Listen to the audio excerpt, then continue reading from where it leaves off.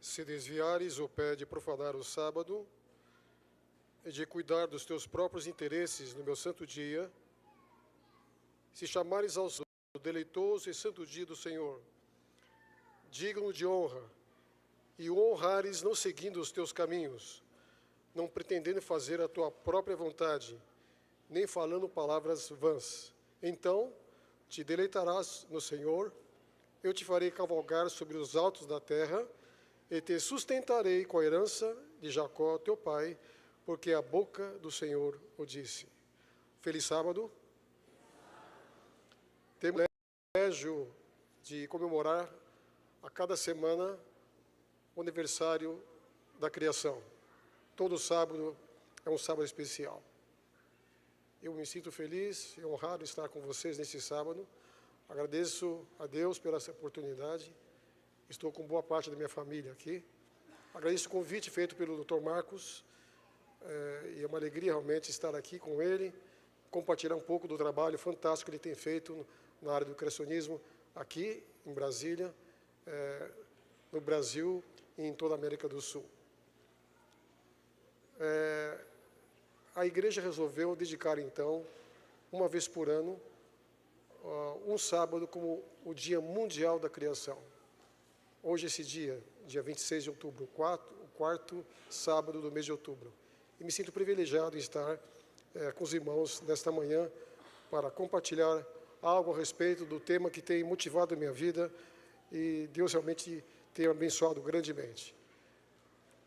Então, eu coloquei a imagem utilizada, a organização desse evento anual pelo GRI, em Loma Linda, colocou algumas imagens para utilizar, uma delas é essa cor dourada de um pôr do sol.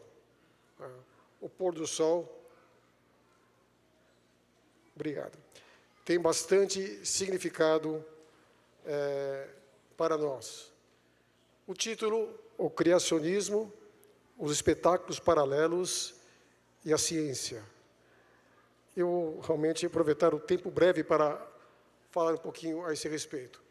Quando eu falo em espetáculos paralelos, é algo impressionante. Eles sempre existiram. Lá no início, no Éden, Deus disse, não faça isso. Eu te ofereço realmente algo melhor. Porque se você fizer, certamente morrerás. Alguém disse em seguida, não, certamente não morrerás. E essa contrafação acompanha os séculos.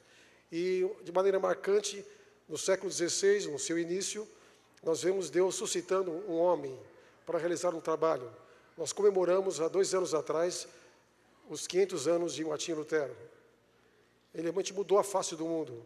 Hoje, os países com maior IDH do mundo são aqueles, realmente, que têm a sua tradição protestante luterana. O mundo é melhor por causa de Lutero.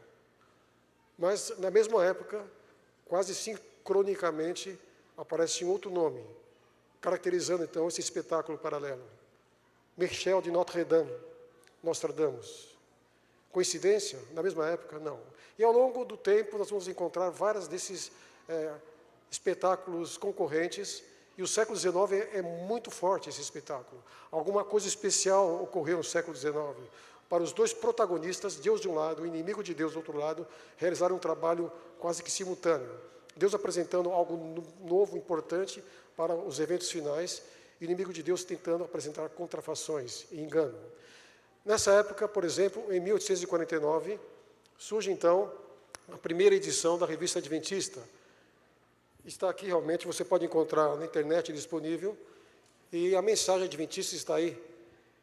E mesmo a igreja sendo organizada um pouco mais tarde, em 1863, aí já está a posição criacionista da igreja adventista. Mas uma revista para comemorar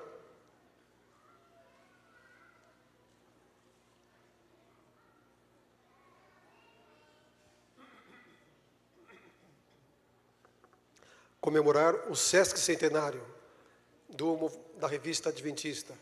Notem que essa revista tem uma capa bastante sugestiva. Mas vamos agora traçar um limite.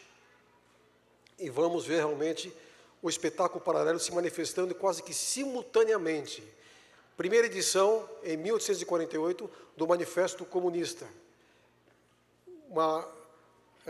Livro para comemorar o sesquicentenário, os 150 anos. Um movimento em que realmente Deus Criador é deixado de lado, e assim por diante. A Bíblia realmente se deve ser valorizada apenas no seu aspecto literário, e não como sendo a palavra de Deus, muito menos contendo narrativas históricas. Surge também, um pouco mais tarde, o Livro dos Espíritos, de Allan Kardec. E para comemorar os 150 anos, o livro realmente uma roupagem bastante moderna e atraente. Mas olha só que interessante, Origem das Espécies, Charles Darwin. Aí está o seu livro original, Origem das Espécies, e também um livro para comemorar os 150 anos das ideias de Darwin. Note que você está vendo aqui, do lado esquerdo, aquilo que Deus planeja apresentar ao mundo através de sua igreja. E, em seguida, 3 mensagens não angélicas. 3 mensagens contrafeitas. Coincidência? Não. Mas sempre me preocupou, além dessas 3 mensagens que contrariam realmente a palavra de Deus, eu sempre me preocupei com a alta crítica. Hoje existe, inclusive, alguns membros da Igreja Adventista defendendo as ideias da alta crítica. A alta crítica, inclusive, ela acaba colocando os primeiros 11 capítulos de Gênesis como uma coleção de mitos, não realmente constituindo narrativas históricas, eventos literais que ocorreram no passado. Então, eu pensei, nesse espetáculo paralelo, deve existir alguma iniciativa da alta crítica para realmente confirmar a ação simultânea do inimigo de Deus. E eu encontrei impressionante, a alta crítica, ela utiliza um método histórico crítico, é diferente da Igreja Adventista, usa o método histórico gramatical, aqui esse crítico realmente não pertence à igreja. Mas 7 clérigos ingleses resolveram popularizar as principais ideias da alta crítica e produziram um livro que está na internet, você pode acessar, Essays and Reviews. E nesse livro está sintetizado as ideias da alta crítica. E o que eu encontrei lá dentro, impressionante.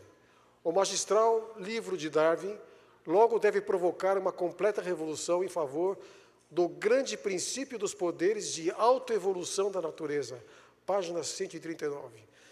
Esse livro foi apresentado 4 meses depois da publicação da Origem das Espécies. Coincidência? Não. Foi planejado. Então, podemos ver que, depois dessa época, a contrafação continua de maneira sutil e nós podemos presenciar e identificar nos nossos dias. Percebam bem que na revista adventista dos 150 anos, comemorando a sua inauguração lá atrás, nós vemos 3 fachos de luz envolvendo a Terra. O que significa esses 3 fachos de luz? As 3 mensagens angélicas. Elas estão bastante clarificadas nesse número da revista, e é impressionante como nós, às vezes, negligenciamos. Se existe algo que nós, adventistas, devemos valorizar, colocando como a essência da nossa mensagem, é a primeira, a segunda e a terceira mensagem angélica. Então, esse quadro mostra de maneira simplificada as 3 mensagens angélicas e os espetáculos paralelos que realmente tentam lançar por terra a palavra de Deus e tudo aquilo que Deus deixou para nós, para a nossa salvação. E nessas 3 mensagens, no final delas, está aqui o Apocalipse 14, 12. Aqui está a perseverança dos santos, os que guardam os mandamentos de Deus, e a fé de Jesus. É a fé de Jesus, não a fé em Jesus. Essa é a melhor tradução. Aí está o Creation Sabbath, que estamos comemorando, porque dos 10 mandamentos, uma luz maior incide sobre o 4º mandamento. Então, colocando em destaque o dia de hoje, está sendo comemorado no mundo inteiro como parte integrante e fundamental das 3 mensagens angélicas. Então, o memorial da criação, esse monumento do tempo chamado sábado, que alegria poder estar aqui e adorarmos a Deus neste dia. Eu vou me demorar um pouquinho na primeira mensagem angélica. Temei a Deus e dai-lhe glória, pois é chegada a hora do seu juízo. E adorar aquele que fez o céu, a terra e o mar e as fontes das águas. Para um geólogo e para um exegeta bíblico criterioso, não há dúvida. Em vez de colocar aí aquele que criou, aquele que fez o céu, a terra e o mar e tudo que neles há, como está em Êxodo 20, por que colocou as fontes das águas? Essas 3 palavras te remetem diretamente a Gênesis 7, 11. As fontes do abismo se romperam. Então, essa mensagem está destacando a criação e o dilúvio. Está claro. Isso é muito importante. Então, a importância da história natural, porque quando se fala no dilúvio, na grande catástrofe, nós vemos que a história natural, que compreende as áreas de biologia, geologia e paleontologia, elas seriam grandemente beneficiadas se os cientistas realmente considerassem os 11 primeiros capítulos da Bíblia como narrativas históricas verdadeiras, eventos reais, literais, e adorasse a Deus no sábado. Mas onde está a geologia hoje? A biologia e a paleontologia? Muito distante. Quando falo distante, distante não apenas da palavra de Deus, mas de muitas evidências científicas. Hoje à tarde iremos abordar um pouquinho a esse respeito. A importância do estudo da Bíblia paralelamente à aquisição do conhecimento científico. Aqui existem muitos intelectuais, pessoas que fizeram sua carreira acadêmica, alguns universitários. A ciência, ela é muito boa. Ela foi desenvolvida por pessoas tementes a Deus. E eu creio que Deus pode nos ajudar muito a compreender realmente a sua palavra quando consideramos, adicionamos ao nosso entendimento conhecimentos científicos, na área de comunicação, como nós utilizamos isso, na área da nutrição, na área da medicina. Né? E nós vemos muitas tecnologias à disposição, favorecendo o levar a mensagem de Deus adiante.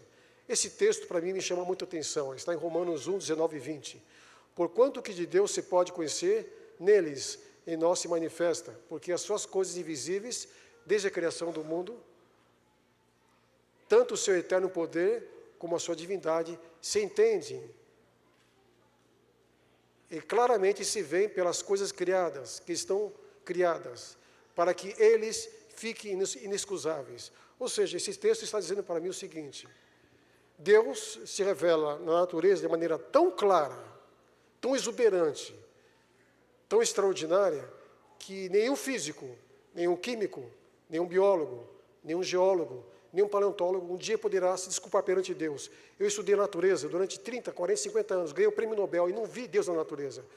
Essa afirmação, ela não faz sentido. Porque Deus se manifesta através de 2 grandes livros, o livro dos livros e o livro da natureza. Quando corretamente compreendidos, ambos se complementam e se harmonizam. E aqueles que criticam os criacionistas como sendo pessoas retrógradas, a metodologia científica foi construída por esses homens. Aqui estão alguns deles. Todos realmente cientistas cristãos. E interessante que a lista de baixo, Adam Sedgwick, Faraday, Mendel, Maxwell, Louis Pasteur, são cientistas que conviveram com Darwin e ficaram escandalizados, preocupados com as ideias de Darwin. Muito bem, então, se você é um criacionista, fique tranquilo, você realmente tem vantagens. A sua acuidade mental e intelectual, as melhores sinapses que você tem, através da sua comunhão com Deus, elas também serão benéficas nos seus trabalhos e atividades da investigação científica. Fundadores da ciência moderna, cientistas cristãos, criacionistas. Mas, hoje, os melhores cientistas do mundo são evolucionistas, são ateus. Alguns dizem isto. Esse quadro está dizendo o contrário. 100 anos de prêmios Nobel. Qual o resultado? 65,4% dos prêmios Nobel são de cientistas que se apresentam como cristãos. 21,1% judeus ganham o prêmio Nobel. É impressionante. É difícil um ano em que um judeu não recebe um prêmio Nobel. Eles são quietos, são discretos, mas você consegue identificá-los com certa facilidade. Alguns nem se manifestam como judeus. Percebo, então, que, de alguma forma, cientistas cristãos e cientistas judeus valorizam as narrativas de Gênesis, Êxodo, Levíticos, Números, Deuteronômio. A Torá dos judeus e a Bíblia dos cristãos contém as narrativas das origens, que são valorizadas. Então, 86% dos prêmios Nobel, a posição máxima de um cientista, eles valorizam e respeitam a Bíblia. Apenas 10% são agnósticos, ateístas e livre-pensadores. Então, percebam como o cristianismo ele favorece a aquisição do conhecimento científico. Eu vou colocar algumas coisas aqui no campo da ciência, de maneira bem rápida, para os irmãos entenderem como realmente a ciência pode nos conduzir a Deus e a compreensão e a ampliação daquilo que Deus nos oferece em sua palavra. Vocês estão vendo o que aqui? Talvez não dê para enxergar. Um mapa do metabolismo humano. Então, vamos entrar no campo da filosofia da biologia. Porque tanto a biologia como a geologia e a paleontologia, ao procurar identificar, caracterizar eventos passados lá atrás, e eles fazem isso, você acaba ultrapassando os limites da investigação científica. Então, em vez de dizerem ciência biológica, filosofia da biologia, é um termo adequado. Então, vocês estão vendo um mapa do metabolismo humano. É impressionante a interação bioquímica. A biologia realmente molecular explica muito bem isso. Como que apenas esse metabolismo pode surgir gradualmente, aleatoriamente, combinações exatas. Você pode colocar o tempo que você quiser aí. Probabilisticamente é impossível que esse metabolismo humano tenha surgido por acaso através de lentas e graduais processos de evolução e aperfeiçoamento. Não. Mas note que lá atrás, os livre-pensadores da alta crítica disseram que a natureza produz. Então, quando um cientista evolucionista diz que ocorreu a evolução, tenta interpretar o registro fóssil como etapas evolutivas, ele está, de alguma forma, sem perceber, colocando realmente na natureza poderes sobre-humanos. Ou seja, ele está divinizando a natureza, sem perceber. Ou existe um Deus por trás da natureza. São as duas posições filosóficas únicas. Ou a natureza é divina, ou existe um ser divino por trás da natureza. Mas nós vemos realmente evidências de inteligência, de complexidade, não só realmente nos seres que vivem hoje, na neobiologia. Não é? Nós vemos evidências de design inteligente, de inteligência na natureza em várias situações, inclusive nos fósseis. Colocaram um deles aqui. Aí estou indo da neobiologia para a paleobiologia. Esse bichinho aí, trilobita, não existe mais. Extremamente complexo. O seu olho composto é um artrópode, tão complexo como os artrópodes de hoje. Então não tem como esse ser ter surgido passo a passo, porque ele já aparece no Cambriano. Quando ocorre a explosão cambriana, os fósseis aparecem na coluna geológica de maneira bruta e repentina, então não tem como. E os ancestrais dele. Então, toda essa complexidade, esse olho composto em destaque à direita do trilobita é algo fantástico. A visão que esse animal tinha no fundo do mar é impressionante. O trilobita não pode ter surgido por evolução. Evidências de design inteligente no registro fóssil. Então, quando eu vejo essa coerência epistemológica naquilo que eu vejo hoje, naquilo que eu analiso de seres que existiram no passado, que estão hoje fossilizados, eu vejo o seguinte: vamos comparar então o que a biologia me traz hoje e o que ela pode me responder com relação ao passado. Hoje seria a biologia funcional, presente, E o passado, biologia histórica. Vamos então rapidamente colocar, eu não posso entrar em detalhes, o tempo avança, mas características estudadas por um biólogo, num curso de biologia, usando ciência pura. Biogênese, reprodução, embriologia, fisiologia, bioquímica, comportamento animal. Então, isso é estudado em laboratório. Tanto os cientistas criacionistas como evolucionistas vão ter um diálogo comum nessa coluna verde, mas existe algo que na faculdade não é apresentado. Eu vou falar um pouquinho hoje no final mais sobre isso. Nós conseguimos identificar na natureza, nos seres que aí estão, mecanismos conservativos que promovem a vida, inclusive o metabolismo humano, o sistema imunológico do ser humano, são mecanismos conservativos. Mas também, na mesma natureza, encontramos aspectos degenerativos. São os processos degenerativos que promovem não a vida, mas a morte. Doenças, viroses e, realmente, a própria morte. Então, quando um biólogo criacionista estuda a natureza, ele vai encontrar essas duas faces. Uma face bela, que realmente caracteriza os processos conservativos colocados por Deus lá atrás e que permanecem até hoje, e promove a vida, e vai também identificar uma face disforme, que ela realmente provoca a morte. E é bom entender isso. No evolucionismo não tem essa distinção. Aí está em azul, porque é a palavra de Deus que me confere. E eu posso muito bem estudar o que está em verde, com esse fundamento em azul. Meus estudos serão muito mais aprofundados. Mutação gênica, deriva gênica, recombinação gênica, todos os mecanismos que promovem pequenas mudanças, que nós chamamos processos microevolutivos. Não é? Mas a Bíblia me dá uma definição de espécie muito boa. Tipo básico. Vou aproximar mais o microfone. Então, aí estão a microevolução, mas a definição de espécie, até hoje a biologia tem problemas, mas os criacionistas têm uma definição um pouco mais clara, eu creio que mais realista, de tipo básico, e Deus estabelece lá, quando ele fala, e Deus fez as plantas segundo a sua espécie, os animais segundo a sua espécie. Essa palavra do grego é tipo básico, então, é uma definição muito apropriada para espécie. Está em azul, uma contribuição da Bíblia. Não é?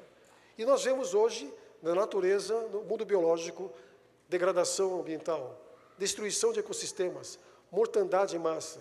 E a Bíblia fala, a Terra está contaminada pelos seus próprios habitantes. Esses são processos o quê? São os desastres ecológicos, que para mim são geoecos, ou ecos de um desastre que ocorreu no passado, de proporções globais, e foi realmente terrível. Então, os desastres de hoje ecológicos são pontuais e esporádicos, eles, para mim, são ecos, ou geoecos, de algo grandioso que ocorreu lá atrás. Muito bem, na biologia histórica, a origem da vida, evidências de planejamento e propósito. Porque, segundo a Bíblia, Deus criou, e Deus falou que era muito bom. O próprio registro fóssil apresenta evidências de catastrofismo. Não é? E para explicar, hoje à tarde falarei um pouco sobre isso, por que numa catástrofe os fósseis deveriam estar mais ou menos organizados ou ordenados na coluna geológica. Então, existem alguns mecanismos que podem ter ocorrido.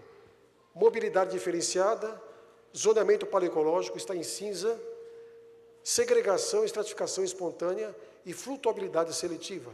São fatores que, durante uma catástrofe, podem gerar uma certa ordem no processo de soterramento e, posteriormente, fossilização. Muito bem.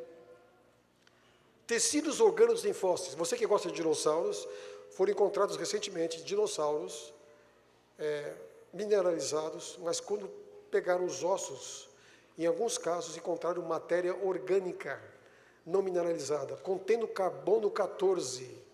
Portanto, os dinossauros não podem ter milhões de anos, e sim milhares de anos. Carbono 14 não trabalha com milhões de anos, apenas com milhares de anos. Então, pedem para a igreja colocar o Dr. Marcos aqui para falar sobre isso. Tecidos moles em fósseis é uma das especialidades dele. É interessantíssimo esse assunto. Muito bem, vocês têm esse quadro. Esse quadro mostra que conhecimento bíblico histórico, ele atua tanto na biologia funcional, como na biologia histórica e ciências naturais. Não está aparecendo muito aí. Quando eu olho esse quadro, eu vejo realmente as vantagens do criacionismo. Como eu posso conciliar aquilo que está na Bíblia com aquilo que a natureza me mostra através do estudo científico da natureza.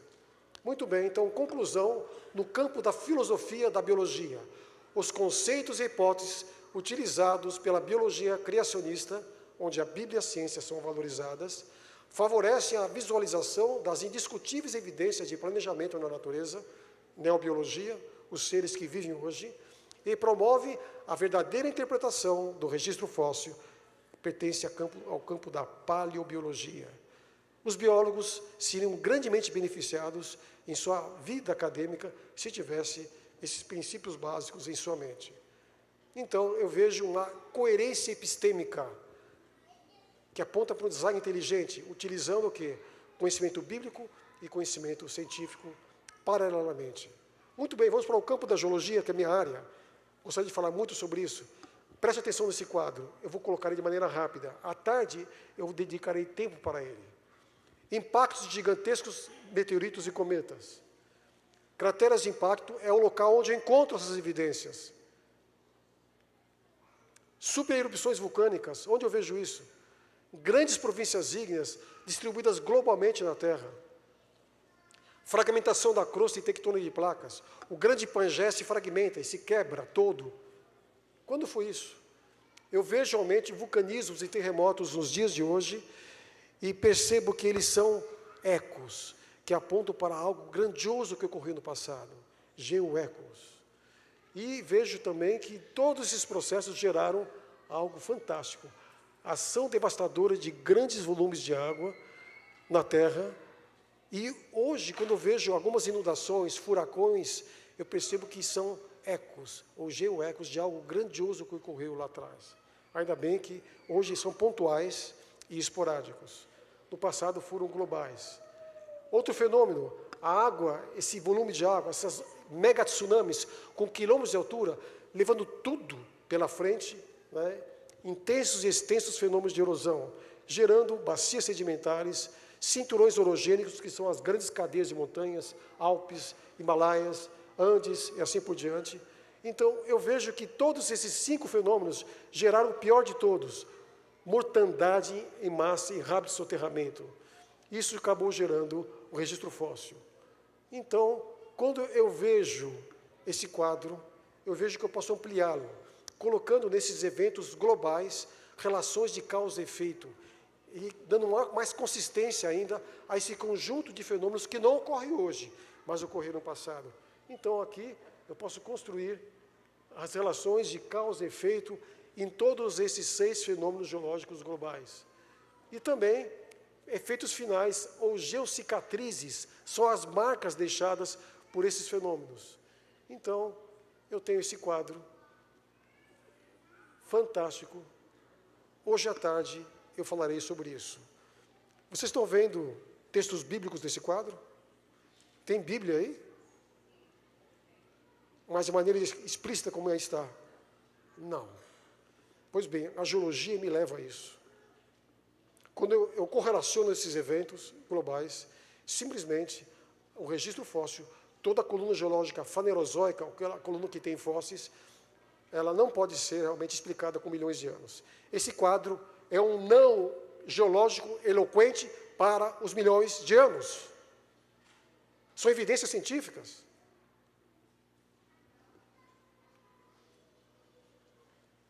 Quer saber um pouquinho mais sobre isso que ocorreu no passado? Então, eu lhe convido hoje à tarde, às 17 horas, para nós pegarmos esse quadro aí, mostrarmos ele de maneira detalhada. E seria bom se amanhã pudéssemos ir no campo, para mostrar no campo isso que eu estou dizendo aqui.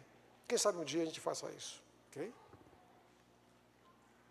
Vamos para a visão da filosofia da geologia no campo do criacionismo. A mesma divisão, geologia funcional e geologia histórica.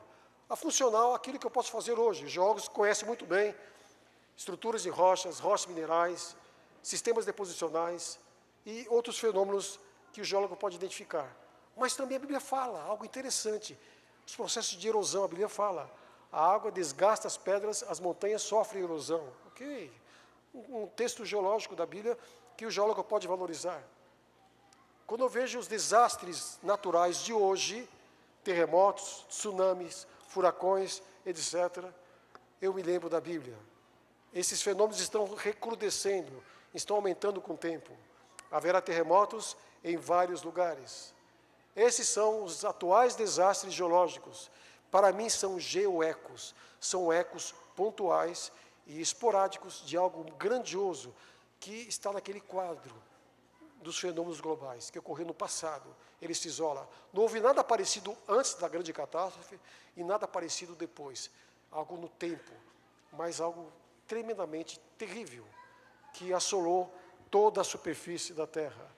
Geologia histórica fala que o planeta Terra, com seu tamanho, com sua gravidade, com uma lua próxima, com uma atmosfera fantástica, com uma rotação ideal, com uma transação perfeita para que a vida surgisse aqui, são fatores que nos mostram que a Terra foi planejada com inteligência, por um Deus Criador. Todos esses aspectos não podem surgir aleatoriamente. Você pode colocar bilhões, trilhões de anos, o tempo que você quiser. Realmente isso nunca iria acontecer. A origem do registro fóssil, catástrofe, catastrofismo, aí sim, não evolucionismo. E eu tenho aqui, aquilo que vocês já viram, os fenômenos globais, impactos de meteoritos, fragmentação da crosta, grandes províncias ígneas, bacias sedimentares, ação devastadora de grandes volumes de água, mortandade em massa e rápido soterramento. Está aqui escrito, então, esses são os fenômenos geológicos globais. Mas percebam que nessa coluna 3, existem as duas últimas, tem azul e verde. Por que azul e verde?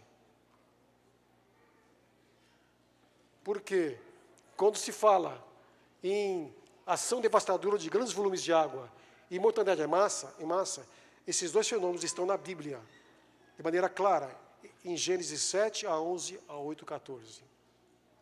A Bíblia realmente dando contribuições. Eu sou um geólogo que fui grandemente beneficiado por valorizar Gênesis de 6 a 9. Que benefícios eu recebi em minha vida acadêmica. Muito bem, eu tenho aqui a grande extinção em massa, níveis de contínuo e rápido soterramento, altíssimas taxas de erosão, destruição completa de todos os habitats continentais, está na narrativa bíblica do dilúvio. E eu vejo, então, que o tempo geológico para a coluna com fósseis não é milhões de anos, mas sim horas, dias, semanas e meses. Esse é o tempo geológico correto para um geólogo entender os fósseis na coluna geológica. Conhecimento bíblico histórico, tanto na geologia funcional como na geologia histórica. E as ciências também, atuando na geologia funcional e na geologia histórica. Então, eu vejo que esse quadro 2 não é valorizado pelos geólogos. Então, o geólogo devia olhar para os desastres, quais os efeitos que o tsunami ocasiona numa costa, o que ocorreu no Japão em 2010. Quais são os efeitos? E procurar entender a coluna geológica através dos eventos desastrosos no campo da geologia que ocorrem nos dias de hoje. Infelizmente, essa coluna 2, ela não é valorizada pela grande maioria dos geólogos. Muito bem, a vantagem de ser um cientista, um geólogo criacionista.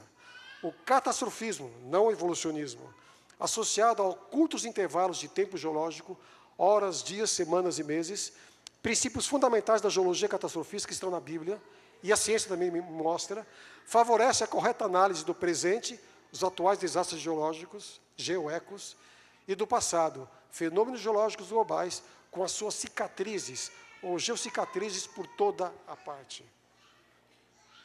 Coerência epistêmica entre Bíblia e ciência. Definição de criacionismo. Ok, podemos definir criacionismo. A ciência está sempre a descobrir novas maravilhas, mas nada atrás de suas pesquisas que, corretamente compreendido, esteja em conflito com a revelação divina. O livro da natureza e a palavra escrita lançam luz um sobre o outro. Bíblia e ciência caminhando juntos. Esse texto de Ellen White. Isso, para mim, é uma definição de criacionismo. Então, quando realmente vejo uma relação funcional entre a Bíblia, a ciência e o conhecimento de Deus, eu estou realmente lidando com criacionismo. Criacionismo é isso. Mas eu tenho outro texto. Visto como o livro da natureza e da revelação apresentam indícios da mesma mente superior, Deus, não podem eles deixar de estar em harmonia mútua, por métodos diferentes, em diversas línguas, dão testemunho das mesmas grandes verdades. Ciência e Bíblia trabalhando juntas. Isso, para mim, é criacionismo. Mas vamos para outro texto. Devidamente compreendidas, a ciência e a palavra escrita concordam entre si, lançando luz uma sobre a outra, juntas, conhecimento bíblico e conhecimento científico, conduzem-nos para Deus, ensinando-nos algo das sábias e benéficas leis pelas quais ele opera. Como eu posso realmente compreender de maneira mais ampla e profunda os relatos das origens, me dedicando de maneira correta ao estudo científico? Mais uma definição de criacionismo. E, finalmente, mais essa: quando a Bíblia faz declarações de fatos da natureza, a ciência pode ser comparada com a palavra escrita, e a correta compreensão de ambas sempre demonstrará que estão em harmonia. Uma não contradiz a outra. Todas as verdades, quer na natureza ou na revelação, estão de acordo. Isso é criacionismo para mim. Conclusão. Uma definição um pouco mais completa de criacionismo. Criacionismo, uma estrutura conceitual em que ocorrem associações intuitivas ou intencionais entre o conhecimento bíblico, o conhecimento de Deus e o conhecimento da natureza, nos seus aspectos científicos, funcionais e estéticos. Você, quando olha para a natureza, você vai identificar aquilo que eu já mencionei: a face bela e a face disforme. Não tem como nós negarmos. Aqui está as duas faces. A face disforme da natureza é real, e a face bela da natureza também é real. Elas são bem diferentes uma da outra. Um geólogo, um biólogo, quando estuda a natureza, ele tem que ter essa compreensão. Infelizmente, nos cursos de biologia e geologia do mundo não apresentam essa diferença. Então, a face disforme não tem como. Você gostaria de estar no Japão nessa ocasião? Um desastre geológico que vitimou milhares de pessoas, destruição generalizada na costa leste do Japão. Mas, ao mesmo tempo que eu vejo esses desastres naturais, eu vejo ainda algo que me faz olhar para fora, nesse vasto universo criado por Deus, além da sua beleza estética e funcional. Com certeza eu posso repetir a frase que Carl Sagan disse no seu livro Contato: seria muito desperdício de espaço se a vida existisse apenas na Terra. Muitos mundos existem aí nesse vasto universo, onde não existem esses desastres, onde existe apenas a face bela da natureza. Eu vejo realmente o homem é capaz de estragar esse mundo maravilhoso, já com os efeitos danosos provocados pelo pecado, acentuados por ocasião do dilúvio, e a terra, a partir do dilúvio, de lá para cá, entrou num prazo de validade. Então, cada dia, ela vai se degenerando. E a ação antrópica, a ação do homem, acaba realmente aumentando. Mas o homem é capaz de fazer isso também.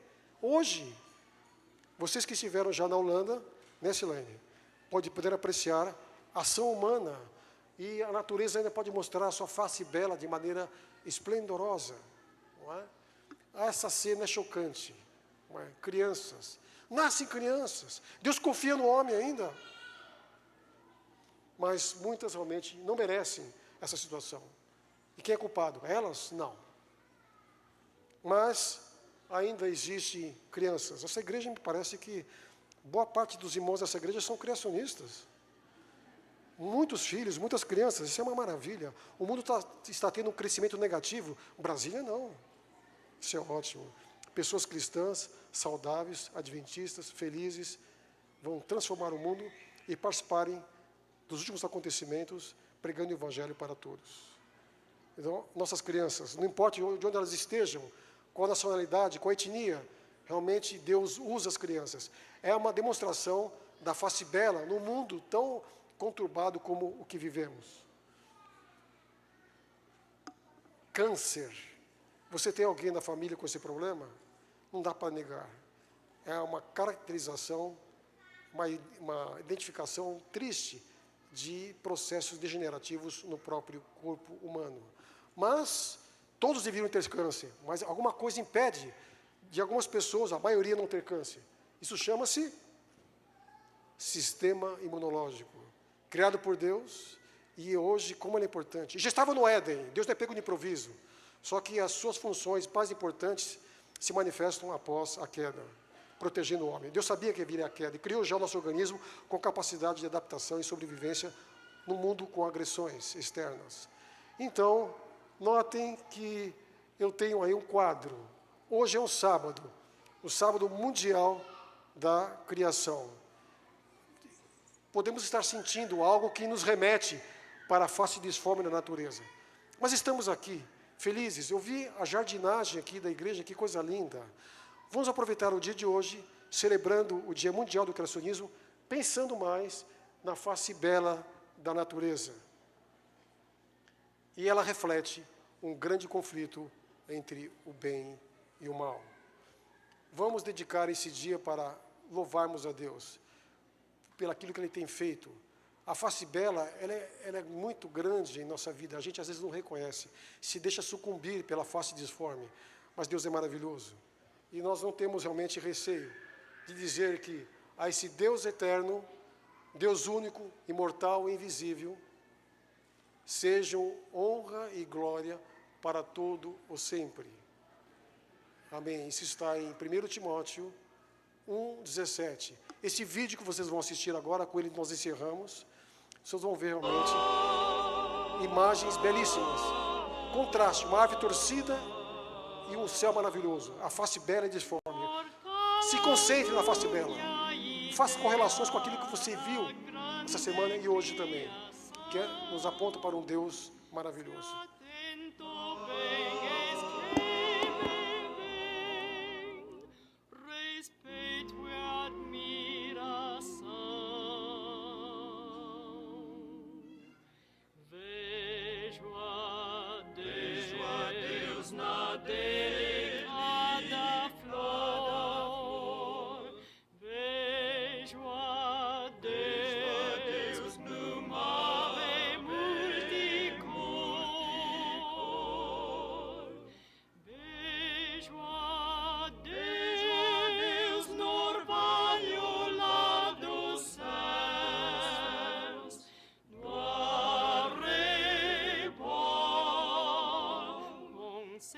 Rosados véus, vejo a